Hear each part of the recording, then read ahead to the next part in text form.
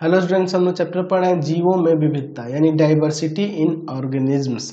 और आज की क्लास में हम लोग देखेंगे वर्गीकरण और जैव विकास के बारे में। ठीक है, वर्गीकरण वर्गीकरण और जैव विकास। जैव विकास एक्चुअल में वर्गीकरण जो है ना जैव विकास से संबंधित है। जैव विकास क्या है? जैव विकास यानी कि इवोल्यूशन, ऑर्गेनिज्म में इवोल्यूशन।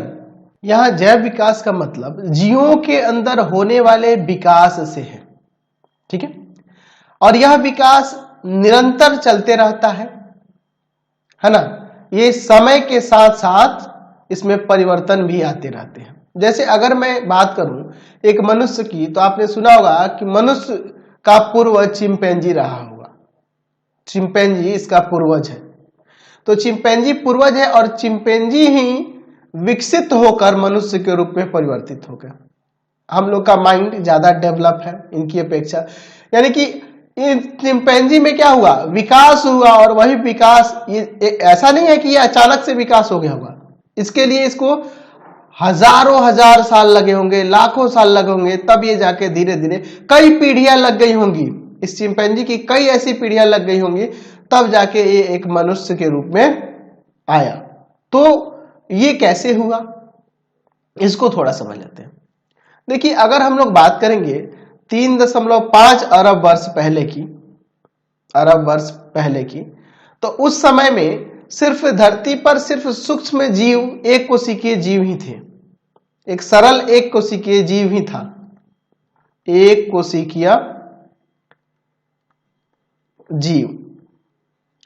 उस एक कोशिकीय जीव में ही, अब एक कोशिकीय जीव कहां से आया, अब इसके बारे में ज्यादा विस्तार से पढ़ना होगा ना, तो कक्षा 10th में जब हम लोग पढ़ेंगे ना, तो वहां मैंने ज्यादा विस्तार से बताया था। इसके पहले अगर मान लीजिए एक कोशिकीय जीव से पहले की बात करें तो धरती पे कोई जीव नहीं था। उस समय बहुत कह सकते हैं बहुत प्रकार के रसायन मौजूद थे, और उन्हीं रसायनों में कुछ आपसी क्रिया के फलस्वरूप एक कोशिकीय जीवों की उत्पत्ति हुई। और वही एक कोशिकीय जीव धीरे धीरे वो एक कोशिकीय जीव क्या हुए, नए जीव में उत्पन्न होने लगे। कैसे उत्पन्न हुए, नए जीव कैसे बने? तो उनमें विकास हुआ। उनमें क्या हुआ, विकास हुआ, उनमें इवोल्यूशन हुआ। वो इवोल्यूशन कैसे हुआ? स्थान परिवर्तन के कारण, उनके भोजन, आखिर वो एक कोशिकीय जीव तो भी तो भोजन लेते होंगे ना जी। उनके भोजन में परिवर्तन के कारण, स्थान परिवर्तन के कारण, क्लाइमेट बदलने के कारण, वातावरण में परिवर्तन के कारण, ठीक है, तो इन सभी परिवर्तनों के कारण वो धीरे धीरे विकसित हुए। एक कोशिकीय जीव से वो छोटे सूक्ष्म जीव और बने। फिर वो धीरे धीरे बढ़कर आगे चल के धीरे धीरे विभेदित होकर इतने लाखों संख्या में जीव जो देख रहे हैं आप धरती पे, जो भी जीव देख रहे हैं वो सभी के सभी जीव उस सूक्ष्म एक कोशिकीय सरल आकृति वाले जीव से ही उत्पन्न हुए हैं। तो सोचो कितना समय लग गया, 3.5 अरब वर्ष लग गया एक कोशिकीय जीव से लाखों संख्या में धरती पे जो जीव देखते हैं उनको बनने में। तो अगर हमें मूल आधार पता चल जाए तो हम आसानी से उनका वर्गीकरण कर पाएंगे, है कि नहीं? तो अगर आप जैसे देखो, आप कहोगे कि सर कैसे आप कह सकते हैं कि ये एक कोशिकीय जीवों से उत्पत्ति हुई है? आप प्लानेरिया देखे हो? प्लानेरिया एक कह सकते हैं, यहां पर मैं यहां ले लेता हूं फिगर, प्लानेरिया बना लेता हूं। इसके आपको 2 आंख देखने को ऐसे इस तरह की आकृति होती है। यही 2 आंख जैसी आकृति मनुष्य की होती है, चिंपैंजी की होती है, बाघ की होती है, शेर की होती है, कुत्ते की होती है, बिल्ली की होती है ना। यानी कि समानता में इसका मतलब ये इसका मतलब पूर्वज तो नहीं कहेंगे, ये इसी हो सकता है कि इसी जीव से उत्पत्ति सबकी हुई है कि नहीं? ये अनुमान हम लोग लगाते हैं, ठीक है ना जी। तो ऐसे अगर हम लोग समानताओं और असमानताओं के आधार पर देखेंगे तो हमें पता चलेगा, हमें ये मिलेगा देखने को कि सभी जीव क्या हुए, एक कोशिकीय जीव सरल जीव से ही उत्पत्ति होकर उनसे विकसित और विभेदित होकर, है ना, क्लाइमेट परिवर्तन के कारण, भोजन के परिवर्तन के कारण, स्थान परिवर्तन के कारण, इन सब चीजों के परिवर्तन के कारण उनमें क्या हुआ, वेरिएशन आया, उनमें वेरिएशन हुआ, है ना। जीवों का विकास हुआ। अच्छा, मैं एक सरल सा एग्जांपल देता हूं भाई। अगर मैं मच्छर की बात करूं तो जब मैं छोटा था तो जो मच्छर होते थे उतने जहरीले नहीं थे। अभी के मच्छर, हम लोग घर में मॉर्टिन भी जला देते हैं तो भागते नहीं हैं।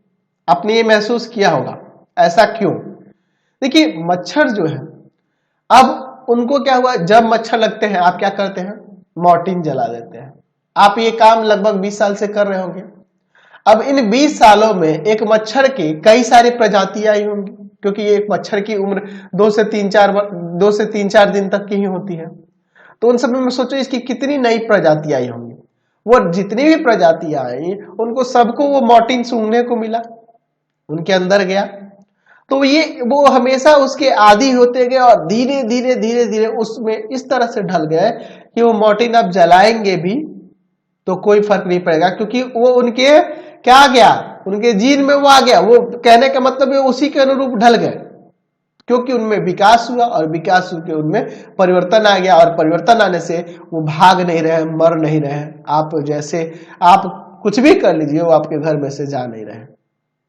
ठीक है, आप देखते हो चीता देखते हो, बाघ देखते हो, बिल्ली देखते हो, ये सब क्या है, एक ही तरह के दिखने वाले जीव है ना जी। तो इनमें वेरिएशन आया, परिवर्तन इनमें कैसे आया, ये कैसे, इनमें अलग अलग वर्ग में अलग अलग इनका वर्गीकरण कैसे हो गया, बाघ चीते अलग अलग कैसे हो गए। तो इनके रहने के स्थान, आवास, इन सब चीजों में परिवर्तन के कारण इनमें अलग अलग इनमें ये बिखर गए अलग अलग, और जिसके कारण से इनमें चेंज आ गया। हो सकता लेकिन इनका पूर्व तो एक ही रहा होगा, समझे ना। तो जैव विकास के कारण ही ये वर्गीकरण हमें पढ़ना पड़ रहा है, और अगर जैव विकास नहीं होता तो हम भी नहीं होते, मनुष्य की उत्पत्ति ही नहीं होती, वही सूक्ष्म जीव ही रह जाते हैं, है ना जी।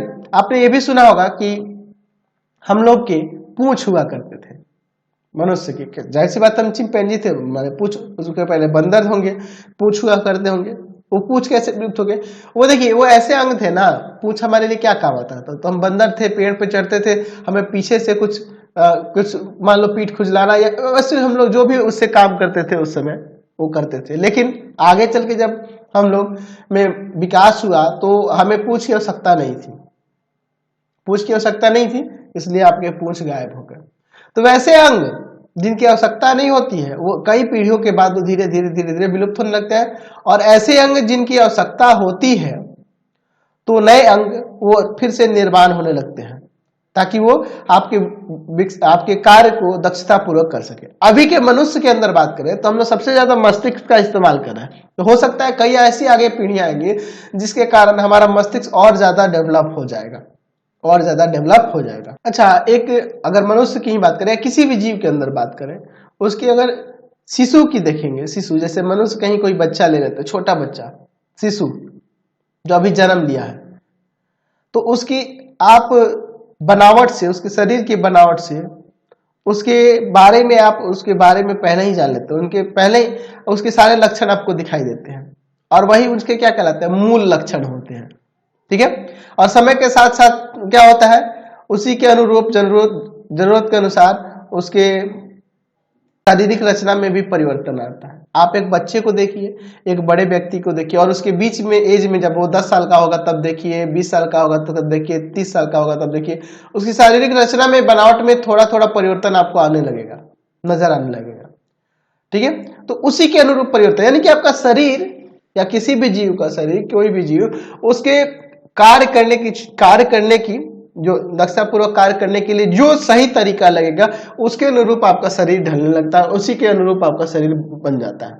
आप देखते हो, अगर आप यहाँ पे हैं, आप वातावरण की ही बात कर लो, आप यहाँ पे हैं, अगर डायरेक्टली मैं आपको यहाँ से मैं कश्मीर भेज दूं, आप बीमार पड़ जाओगे क्योंकि वहां ज्यादा ठंडी है ना। तो उसके लिए क्या करना होगा, तो उसके देखते हो ना, सैनिक जो होते हैं, अगर मान लीजिए आर्मी की सेना है तो उनको लेह लद्दाख जैसे स्थानों पर ले जाने के लिए उनको धीरे धीरे थोड़ा कम ठंडा वाला जगह पे भेजा जाता है, फिर उससे ज्यादा ठंडा, फिर उससे ऐसे करके उनको 1-2-3 प्रोसेस करके वहां पे ले जाए ताकि वो अचानक से बीमार ना पड़े, इसलिए वैसे किया जाता है। तो इसलिए हमारा शरीर जो होता है धीरे धीरे जो हम लोग कार्य करते हैं उसी के अनुरूप वो धीरे धीरे उसी के जैसा ढलने लगता है और उसी तरीके से हम लोग उस कार्य को संपादित कर पाते हैं और समझ पाते हैं, उसको सुचारू रूप से कर पाते हैं, दक्षता पूर्वक कर पाते हैं। विकासवाद के जय विकास यानी विकासवाद जिसकी विकास जैव जीवों के बारे में, जीवों के विकास के बारे में जिसमें अध्ययन किया जाता है उसको विकासवाद कहते हैं। तो उसके संस्थापक चार्ल्स डार्विन, ठीक है। अब इस डार्विन का सिद्धांत भी है, उसके बारे में हम लोग आगे पढ़ेंगे कक्षा 10th में, ठीक है। विकासवाद के संस्थापक है, लिख सकते हैं यहाँ पे विकासवाद के संस्थापक, ठीक है।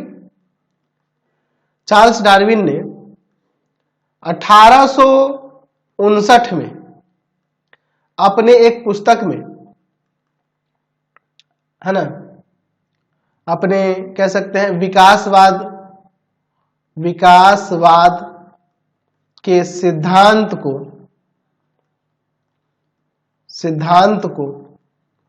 अपनी पुस्तक कौन सी पुस्तक थी? The origin of species, the origin of species, ठीक है। जीवों कह सकते हैं इसको, जीवों का केंद्र कह सकते हैं, है ना जी, में प्रकाशित किया। तो क्या था इसका सिद्धांत? चलिए सिद्धांत को भी बता देता हूं मैं। इनके अनुसार क्या था कि जितने भी जीव आज हम देखते हैं वो लंबे समय के अंतराल में उनकी शारीरिक संरचनाओं में हुए प्राकृतिक परिवर्तन के फलस्वरूप पैदा हुए हैं, ठीक है। शुरू में जो अगर जीव की बात करें तो सूक्ष्म जीव थे, एक कोशिकीय जीव थे, फिर वो क्या कह सकते हैं, वो जीव जो हुए वो थोड़े से जटिल हुए, फिर उनमें उन्नति हुई, विकास हुआ और धीरे धीरे वो ज्यादा जटिल होते और फिर उनमें विभिन्नताएं आने लगी इस तरह की, है ना जी। तो यहाँ पे हम लोग इनके सिद्धांत को यहाँ पे लिख लेते हैं कि उनके अनुसार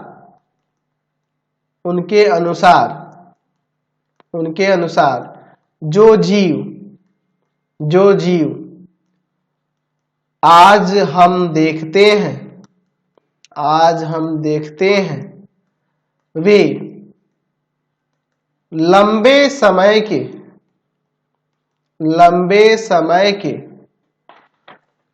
समय के अंतराल में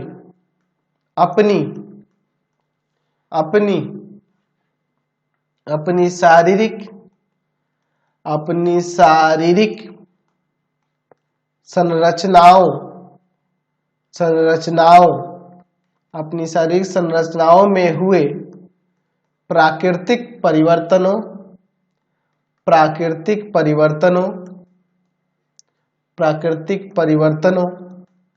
के फलस्वरूप पैदा हो पाए हैं, ठीक है। ऐसा हम लोग लिख सकते हैं और इसी को हम लोग क्या कहते हैं, इनका सिद्धांत कहते हैं विकासवाद का, ठीक है। तो एक काम करते हैं, आज की क्लास में इतना ही रहने देते हैं, ठीक है। नेक्स्ट वीडियो में आगे देखेंगे, अगले टॉपिक पे चलेंगे। आपको हमारे 3 चैनलों को सब्सक्राइब कर लेना होगा। पहला है पाथ फाइंडर क्लासेस छपरा, दूसरा है आपके पास भारती भवन रविकांत सर,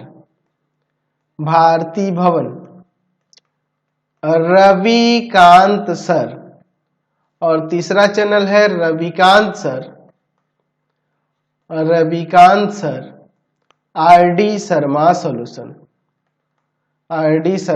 सॉल्यूशन। तीनों चैनल को सब्सक्राइब कर लेंगे। इससे रिलेटेड वीडियो के लिए सीधे डिस्क्रिप्शन में, इससे रिलेटेड नोट्स के लिए गूगल पे जाकर सर्च करेंगे www.ravikantsir.in और यहाँ जाकर आप सभी क्लासेस के नोट्स, उनके पीडीएफ को डाउनलोड कर सकते हैं, पढ़ सकते हैं।